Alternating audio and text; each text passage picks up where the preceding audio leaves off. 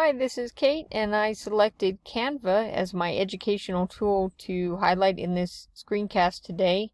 Canva has a number of design options available, and you can look at it through different categories, or just kind of take a look by scrolling through the page. I'm on the school tab, and I was looking at educational templates. They have a number of templates that you can work from.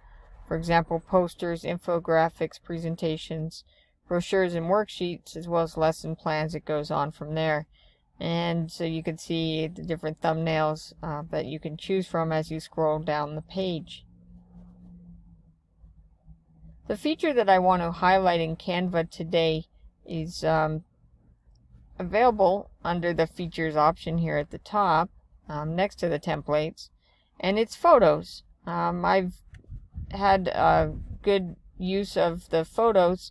The free photos option has been a good opportunity for me to incorporate into my class presentations. So I wanted to just show you how to take advantage of that. So you just click on free photos,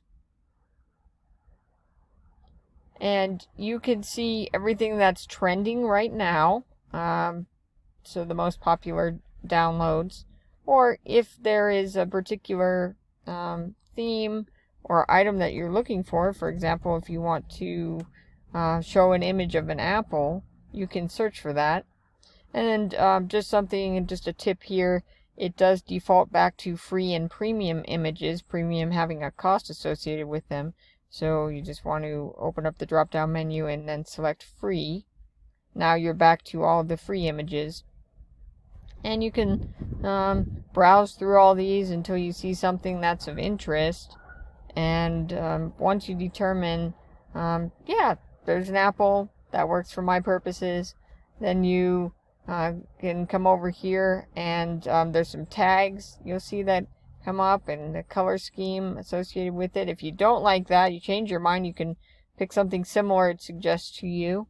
But if you are set with your selection, you click over here on the use in a design, and then it's just a matter of what you want to create. So for me, it's often a presentation, so I'll select that, and I will download it to my computer and incorporate it into my presentation slides.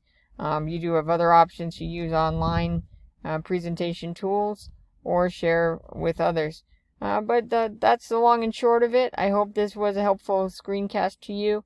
And if you haven't checked out Canva before, I hope you see a little value that might be helpful to you and will take a closer look. Thanks.